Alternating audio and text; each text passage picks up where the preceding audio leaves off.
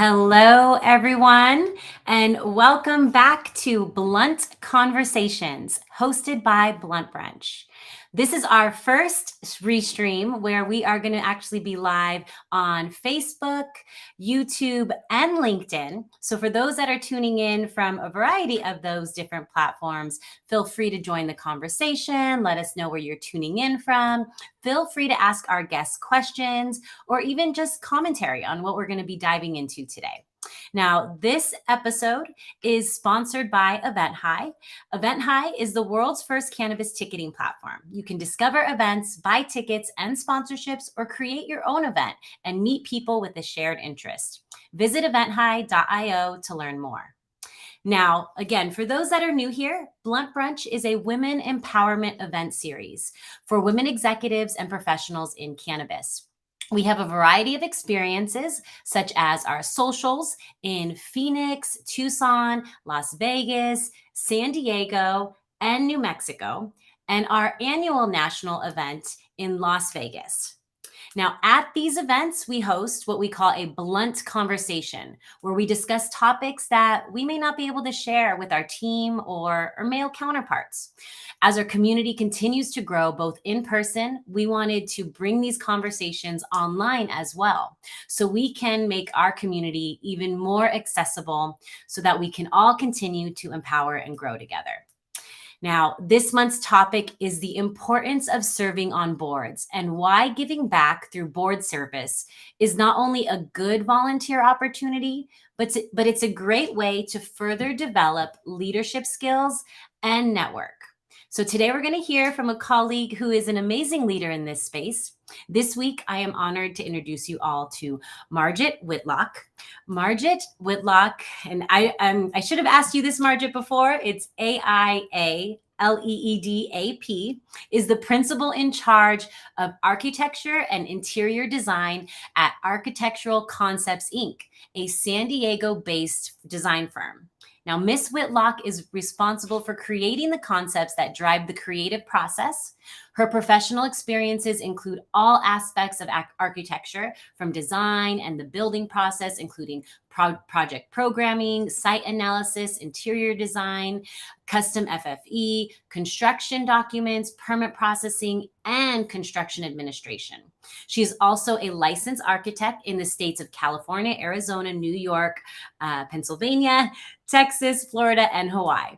To foster her passion about the built environment and her community, Margit is a board member and past president of SDAF, which is the San Diego Architectural Foundation, a 501c3 nonprofit.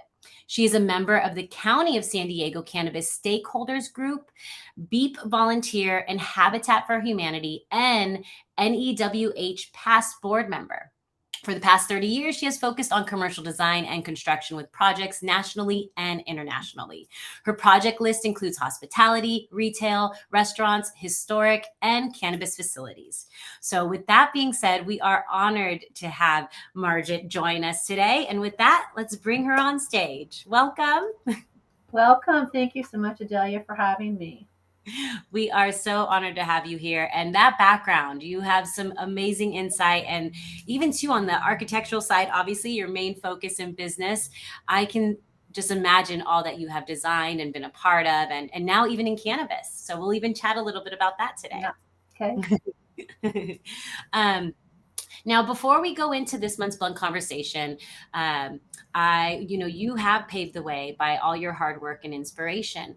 What led you to joining the cannabis industry? Our primary focus has been hospitality design. So hotels, spas, restaurants, clubs, retail, creative type spaces. And I really had a vision for how what we do translates very easily into the future of the cannabis industry with ecotourism, cannabis lounges, spas, dispensaries. So I got started really in 2018 processing a number of conditional use permits for about 8 different clients here in the city of San Diego. And right now we're finishing up our first dispensary. So we got the CUP and now we're doing the full architecture and interiors for dispensary. But everybody needs a building. So, you know, and so and our job is to build environments. So I'm really pleased to be in this industry and to have had 4 years of practice working in it and learning something every day. Yeah. What has, I don't know if you can say, what has been your favorite build in the cannabis space specifically, or one that you found most unique, maybe? Well, I think that the CUPs really are not that exciting. That's a governmental processing and entitlement. It's actually kind of a pain in the rear. So um, I'm really enjoying working with my client on the dispensary. This will be Yeah. his first dispensary. And so we're starting from scratch, from the branding concept Okay. through interior design, through architecture, merchandising. Like that whole process is super exciting to me to see it from beginning to end, as opposed to say having a prototype canned Jack in the Box, something coming down the line. That does never excites me that much, but custom design does. Okay. Okay. So that kind of answers my next question, but let's dive into it more. Who is the best type of client for architectural concepts? Um, Honestly, having a client that has vision and that operates from a level of integrity and purpose. It doesn't matter to me the level of experience you have in development, but if you come from a professional standpoint and you bring to the table your ideas, we can work through that process. I can lead anybody through the process. I have been in business over 30 years, so I've had over 1,000 projects in my suitcase. so, um, so it's really more about, I think, the person, the client architect relationship. It gets emotional, it gets financial, it's process, it's timely, there's a lot to getting a building done, a lot. Yeah. Well, and with your license too, so you could work with dispensary or now lounges, which are becoming very, very Yeah. popular, very needed in what was that, over 7 states, I believe? I've now 8. I'm now licensed in South Carolina. Yeah. Wow, that is awesome. That's huge. Yeah. Well, thank you. Now, as we go into this one's topic, well, you also have some great experience volunteering on boards, and you even shared a fun fact of when you even started doing some volunteer work, which we can chat a little bit about as well. Yeah. Um, but yeah, so as we dive into this one's topic, when did you begin volunteering for a board, and just can you share a little bit about that experience and what was the organization? Sure. So the fun story is, when you're in third grade, you're learning about governance and politics, Yep. and you elect a president of your class, and you have a board, and you go through the process. Well, I was president of my third grade class, and I think being in leadership and being in governance was something that I really didn't know I had talent for. I have a talent for people and navigating problems and creating solutions. So that's kind of, that's architecture 101. So then I was president of my sophomore class, well, my freshman and sophomore class as well. Took a hiatus during college, and the minute I got out of school, I was recruited by the American Institute of Architects San Diego chapter to join and to lead Design Awards Committee. So I was Wow. on the board of AIA San Diego for maybe about 20 years, in and out of different positions. Never served as a president, but I did serve as long range planning director, communications director, and the licensor. So when you get your license, we were licensee mentors. So, and then, that kind of, after a while, you get kind of like, oh, I might do something else. So then I became a board member of Habitat for Humanity, Network of Executive Women in Hospitality. And then I just recently stepped down from my board position with the San Diego Architecture Foundation after 12 years. But I'm still doing some special projects. So now I'm kind of focusing in on two things: BEAP, which is the Built Environment Education Program for Youth, and the World Design Capital 2024 that will be here celebrating design and architecture for San Diego and Tijuana. So got a lot of things going on. Yeah, yeah, the work's not done. There we're done. Why is it important that, we as professionals and business owners do take time to serve and volunteer on a board? Well, giving back and being of service to your community is really rewarding. Uh, um, you have a voice and you can make a difference. And you meet like-minded people that have a common purpose, and in that network is quite strong, and it turns out to be very helpful in your personal and professional life. You learn to have colleagues and comrades you can lean on and call, and say, I've got an issue, because not everybody has the same um, career path on a board. You may have an attorney, an accountant, a designer, a legal person, or there's a whole bunch of people that make up a board, because you want to have a board well rounded. So then you almost have your own kind of little mini set of board of directors for yourself. But it's also kind of neat. Is where I'm at in my position now, being kind of like the old guard. um, I'm in a position to mentor a younger generation, and through all of my experience, and that's really fantastic. That is amazing.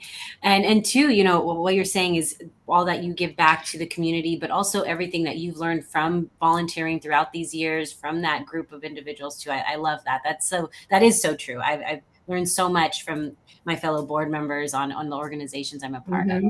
What I also love though is that and some that aren't familiar with serving on boards, it doesn't just have to be aligned with your career. As you stated, you also was part of the board for the Habit for Humanity, right? Right, Habitat for Humanity. For Humanity.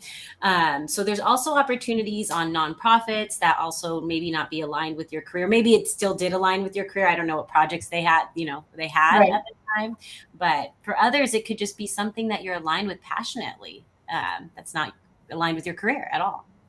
I know that on the San Diego Architecture Foundation, a number of our members are not in the built environment. They're Really? no, they're students or professors, or regular. I met a lady who was a shoe salesman at Nordstrom's, and she's just really interested in architecture somehow. Never, but she comes to all of our events. Yeah, She yeah. gets See? involved, and she meets people that are interesting, and have some kind of commonality. Yeah. It fuels her passion, whatever, It, even though it does, and when you slowly grow an appreciation for different avenues. Got to get out of your circle. You got to like venture out a little bit, and so it's nice to be able to find other like-minded people, even though you don't do what they do. yeah, so true, so true. Hmm. Now, for those who haven't served on a board but are interested in taking that next step, what advice would you give on them finding the right board for them? I would volunteer at a committee level.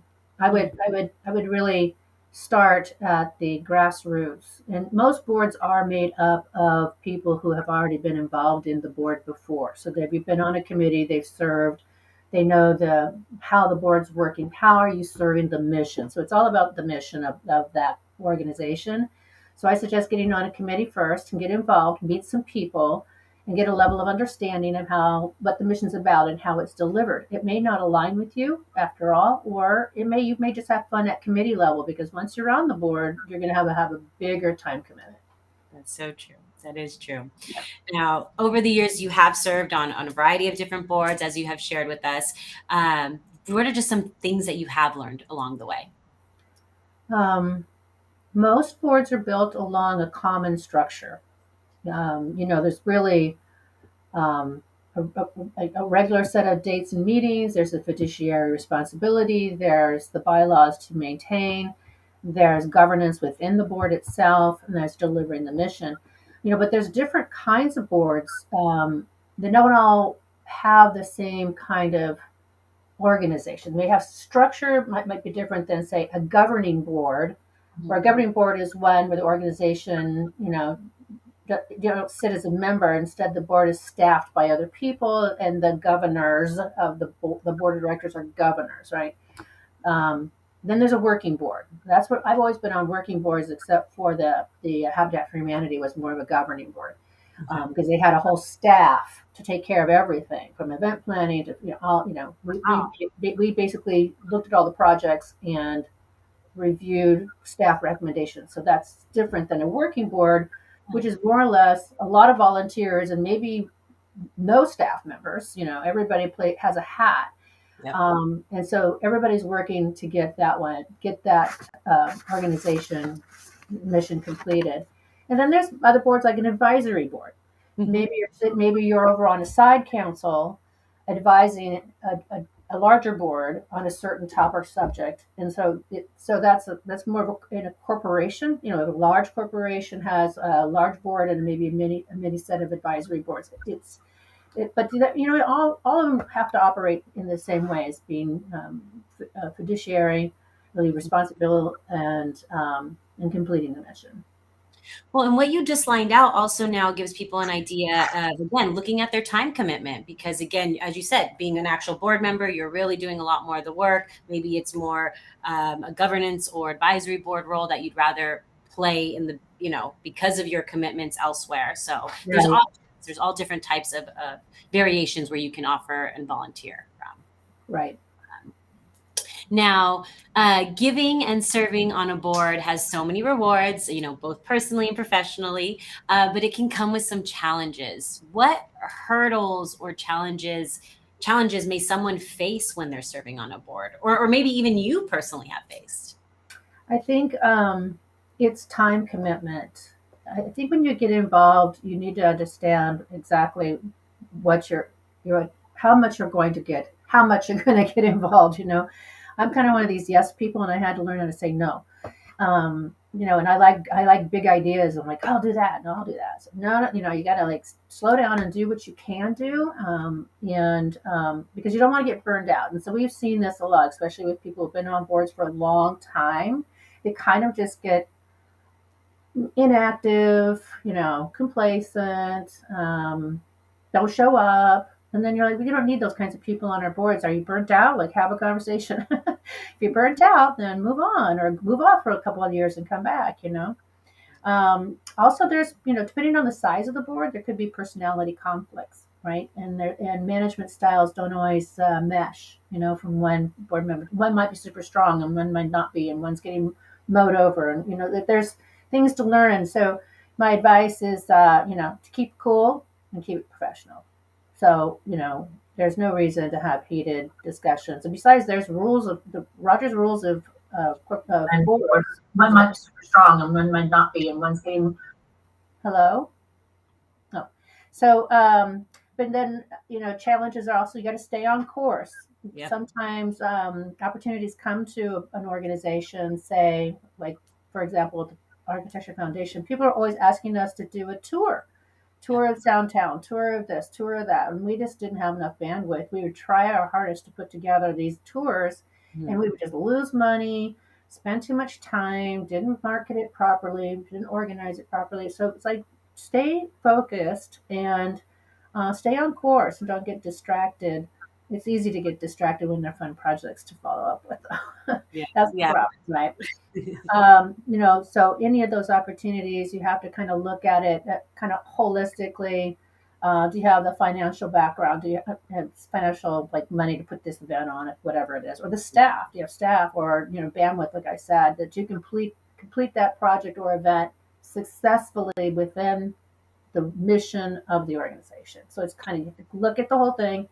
Is it a go or a no go? Could be done next year.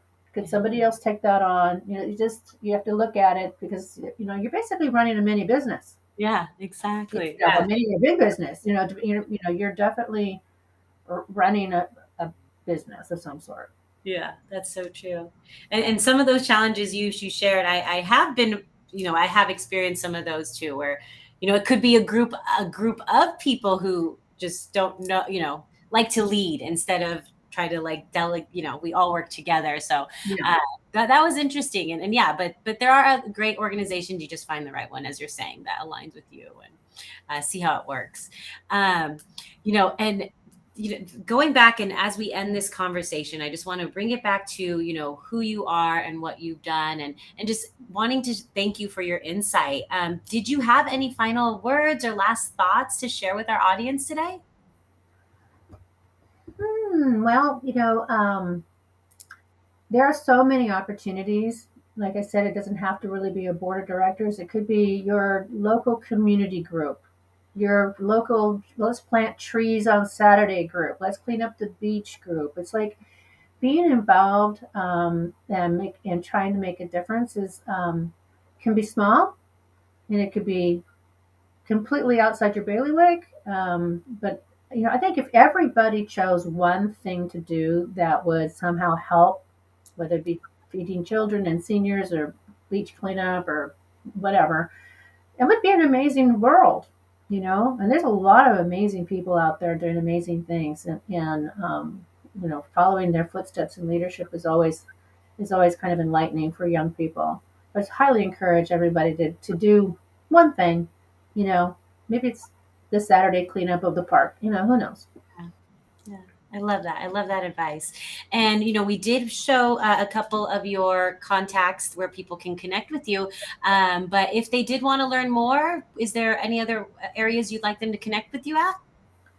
Well, they can just email me if they want to. So Margit at fourdesigns.com, or hit me up on LinkedIn or Facebook. Um, just you can find me through the website as well. Fourdesigns.com. There's a contact us page there too. You can always call on the phone, old fashioned way. Ring me up, extension 102. It's not that hard. Well, again, thank you so much for your time. And everyone, we have her LinkedIn directly on the screen right now. So if you want to check that out, I'm going to go back to your Facebook. This is your Facebook business page. Correct. It'll be under Architectural Concepts Inc. on Facebook. And don't forget to give them a follow on Instagram as well. I see your team is social. You guys are active on your social as well. So you guys can see what they are up to on Instagram. And with that being said, thank you again so much for your time today. I really enjoyed this conversation. You also have another upcoming interview with another cannabis podcast, I hear. I do. Yes, that is. Do you know what day is that? Where everybody That's on this Thursday at 11 a.m. on Instagram, and it's with the Cannaboss. Yes, with Ishka, the Cannaboss. You are all yeah. That'll be so much. I got doubled. Well, I got tripled up this week too. And tomorrow, our social equity group, the Council for Equity Advocates, is having a showing of The Grass is Greener, and we're going to do it in two parts with first hour, and then do a group discussion about it, and then the second hour we'll do a second night movie night. So I'm looking forward to that, because I don't know if everybody's seen that movie. It's on Netflix. But it's a definite watch, and it's a definite eye opener. It goes way back in history. It goes way back to the 30s and 40s and 50s. So it's not just the 1990s and the war on drugs. It started a long time ago, and so I think it's very important for people to be aware. And I think it's a great movie to watch. That's awesome. So also, if they want to go check it out, they could go see this. This is going to be in San Diego? Yeah, it's going to be a Cafe X. It's free. And it starts at 5:45 with a little social hour, and then we'll start the movie at 6:30 to 7:30, and then we'll get out at 8 o'clock. Awesome. Well, for those that are interested or in Southern California, want to check it out, be sure to connect with them on Instagram to learn more. Or if you all know where Cafe X is, show up and enjoy the free event. Yeah, it'll be fun. Perfect. Well, thank you again, Margit. Thank you so much. We look forward to staying connected and seeing you maybe at one of our upcoming San Diego Blunt Brunch socials. Well, I will be there. Yeah, I think it's the 25th of January. I'll be there. Perfect. Well, thank you again. And thank you all for joining us and tuning in as we all dived into this wonderful conversation around the importance of serving on boards. Now, before we go, I just wanted to end with this. It's a privilege to serve on a board. Serving on a board gives you the opportunity to really make a difference, as the decisions you can make such an impact, not just on the organization, but individuals as well, families, and even entire communities. So you can become a key contributor for the overall directions and strategy, which in turn determine the success of an organization. So take that leap, find the right board that resonates and speaks to your heart. Shout out again to this week's sponsor, Event High, for empowering and supporting the Blunt Brunch mission. If you are an event organizer in cannabis, Event High is your go-to spot to easily publish, promote, and sell tickets compliantly for your cannabis-related events. Visit eventhigh.io to learn more. And thank you all, and enjoy the rest of your day. Join us next week when Parisa is going to be diving into the importance of serving on boards with Kayla Strong from Curaleaf. We'll see you guys next week. Bye.